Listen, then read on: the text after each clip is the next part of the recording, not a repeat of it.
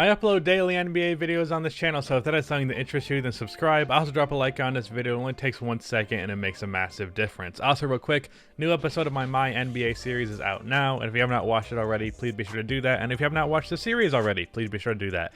Put it out of the way. Today, it's Hot Take Tuesdays, baby. Let's just do it. I never say the word baby. I thought that'd sound cool. Did it sound cool? James Harden should have 4 MVPs right now. 2015, 2017, 2018, and 2019. No, he should have 2 MVPs right now. 2015 rightfully went to Stephen Curry.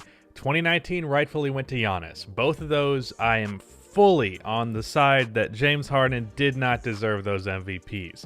But 2017, I am fully on the side that James Harden did deserve that MVP. I believe that even though, yeah, Russell Westbrook had an amazing season, if you look at it, the difference between James Harden and Russell Westbrook's statistics was like 2 rebounds a game for James Harden. He averaged like 28 and 11 and then 8 rebounds, and because he wasn't averaging a triple-double, clearly that was worse statistics, and he had a better record, which didn't seem to matter. He had better efficiency, which didn't seem to matter. But James Harden had a better year than Russell Westbrook, led his team to more wins, and based on the precedent of that MVP award, that should have been James Harden's award. Regardless if you wanted Russell Westbrook to win that award or not, based on the precedent that has been set for that award, Russell Westbrook did not meet that criteria, and James Harden met that criteria. LeBron will never fully decline to the point that other legends have. He has the conditioning, the skill, and the basketball IQ to keep playing at a relatively high level for the rest of his career. I do agree with this. I initially read it as LeBron's not going to decline, but like he already kind of has, because he's not as good as he was in 2013.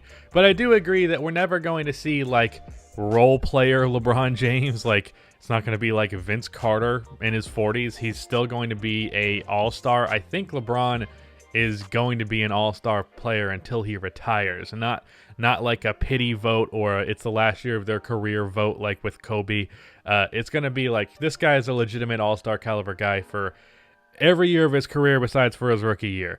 And even if he's playing in the NBA at 45, I think that'll be the case. I mean, if LeBron wants to, I genuinely think he could be a good or at least okay NBA player at age 50, because he has such a high basketball IQ, and even though he'd be 50 years old, he's done such a good job taking care of his body, and he's just so much of an athletic anomaly that I do believe LeBron could be like, I don't know, PJ Tucker at age 50.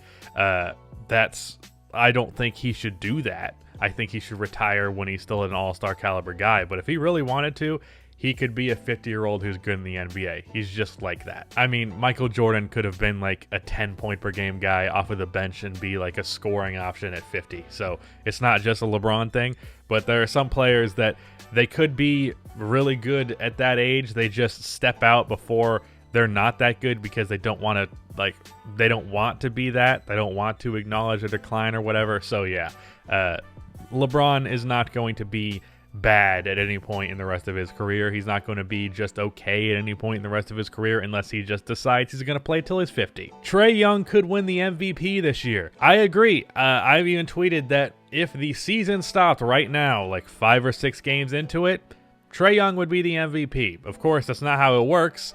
And in the long run, I don't think he's going to be the one that wins this award.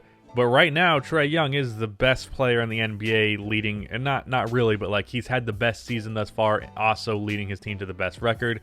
James Harden's played a little bit better in the games that he has played, but he's played like half of the games that Trae has. So yeah, Trae Young, I do believe he can be in contention for MVP this year. However, I do not think he's going to win it, even though Luka is off to a slow start, as are the Dallas Mavericks. He's still my pick for this MVP award. But Trae Young is definitely making it interesting, and his place in the NBA is quickly going up. I was always on the Trae Young hype train, and I'm very glad that I didn't get off. The amount of people that were like, this guy is empty stats was so ludicrous to me. Like, why are we treating this guy like he's trash in his second year when he's averaging 30 on 60% true shooting as a 6'1", 175-pound point guard? Trae Young having any level of doubt was so fucking stupid, but Yeah, he's an MVP candidate this year, and I think he'll probably be finishing top 5 in MVP voting, but I don't think by the end of the year that's going to be the case. The Rockets are contenders this year, and they can realistically take down the Lakers. If James Harden fully bought in, and their offensive system was more established, I do think they could be contenders, and I do think there is a world where they do beat the Lakers. Christian Wood looks amazing. John Wall looks great. The Rockets have looked good because they just have a lot of guys who are solid players. Eric Gordon, Daniel House, PJ Tucker on top of all that stuff, Ben McLemore. It's a good, deep team with a lot of scoring options, really good playmaking from James Harden and John Wall. Steven Silas has an interesting offensive system that they're still trying to figure out the quirks with, but it seems to be working out. I do believe this team can be one of the best offensive teams in the league. I don't think they're going to be very good defensively, and because of that lack of defense, they're probably not going to be able to really be in a series versus the Lakers, but they're certainly interesting, and I still think James Harden wants out, so I wouldn't get too hyped about it, but it's definitely an interesting team. Pascal Siakam will never be an all-star again.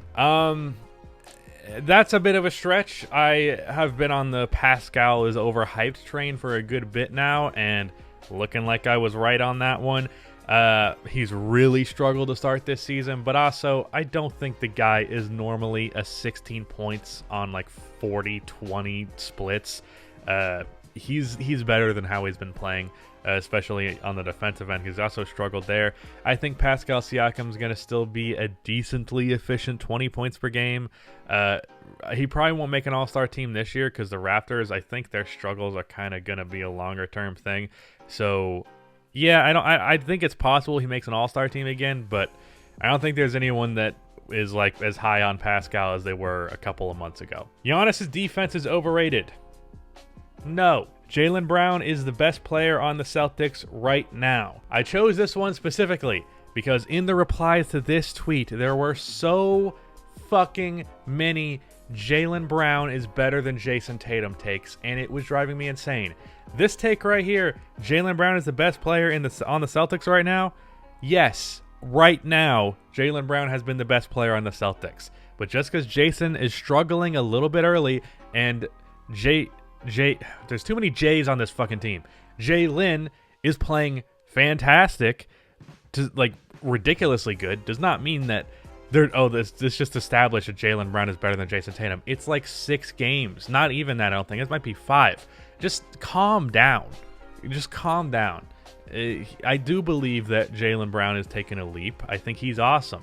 But also Jason Tatum is really fucking good. And the amount of people who are so quick to just overreact to everything in this goddamn season, it's just infuriating to me. I'm going to make a rant about it. But yeah, Jaylen Brown has been the best player in the Celtics to open this year. But it's worth mentioning that the Celtics have struggled and Jaylen Brown has been their best player. So what does that say about that? I'm not entirely sure. Zach LaVine to Philly makes us a legit contender. I don't know. I have my theory with Philadelphia where their defense can be so good because of Ben and Embiid that they can be a contender. And I do believe Zach LaVine makes their offense better. And I would actually really like to see, of all the teams, taking my Bulls fan bias aside from just wanting the best possible package available, I really want to see LaVine in Philadelphia because I think that's a fantastic fit. He gets a playmaker in Ben Simmons, so nobody gives him shit for not being a good passer. Like no one does with CJ McCollum because Damian Lillard's already a good passer. Like no one did for Devin Booker because Ricky Rubio is already a good passer. But that's a point I've made before. It's not Zach LaVine's fault he can't pass. It's the fault of the Bulls. They don't have any fucking playmakers on the team. But that'll be the case in the Philadelphia. He will have a playmaker, and then it's also a defensive team. And he's a very good three-point shooter. He can score off ball and on ball, give them shot creation, give them shooting. He's just perfect for what Philadelphia wants to do. I think Matisse Thybulle, Danny Green, 2 first-round picks probably gets that deal through. I would be okay with that return. I think Philadelphia would be good to make that move. So, yeah, I think that's a very real possibility, and I do think it'd make Philadelphia very good. Still wouldn't be anything close to my favorite, but it'd be a nice thing to see. The Nuggets will miss the playoffs. Nuggets are looking weird. They're really struggling early, but I think a lot of this is Jamal Murray being inconsistent. I think there is a degree of like people overreacting to Jamal Murray in the bubble. It doesn't seem like that's what he's going to be most of the time. If he's even 80% of what he was in the bubble, then that's still an improvement from what he was last year. But I think a lot of people overreacted with the Nuggets. I think they're missing Jeremy Grant's defense. I said that that's a bigger loss than people have made it out to be. They did replace him with JaMychal Green, which is an okay replacement, but it's not amazing. So their defense has fallen off a bit. Jamal Murray is struggling. Michael Porter is looking very good, but I don't know. A lot of these losses have also been relatively close, so I don't think I'm too worried about the Nuggets, and I definitely think they're going to make a playoff spot this year. I think that's another early reaction that is going to age poorly. Jeremy Grant could be an all-star this year. Here's the thing. Jeremy Grant, in his opening for the Pistons, has performed at an all-star level. And that's not me being the Jeremy Grant nutsucker, okay? Jeremy Grant has averaged an efficient, like, 23, 24 points per game, still playing his great defense. And I'm talking like a pretty damn efficient 23, 24 points. So Grant has been awesome for the Pistons. Thing is, Pistons aren't winning any fucking games. And you can have good stats, and you can even be a good all-around player. If your team's not winning games, you're not going to make an all-star team. Unless you're just very good, like a Karl Anthony Towns type of situation. So, no, Jeremy Grant is not going to make an all-star team, but he has played very well, and shout out to him for doing that. I was puzzled by this decision because I didn't think his shot-creating ability would be good enough for him to be a first option and be anywhere close to efficient doing it, and he's done it very efficiently thus far, and I don't think it's out of the realm of possibility that he does hold this up. But yeah, not an all-star. Definitely not that. That is the end of this video. Please be sure to like and subscribe for more NBA content like this, and cue the action music.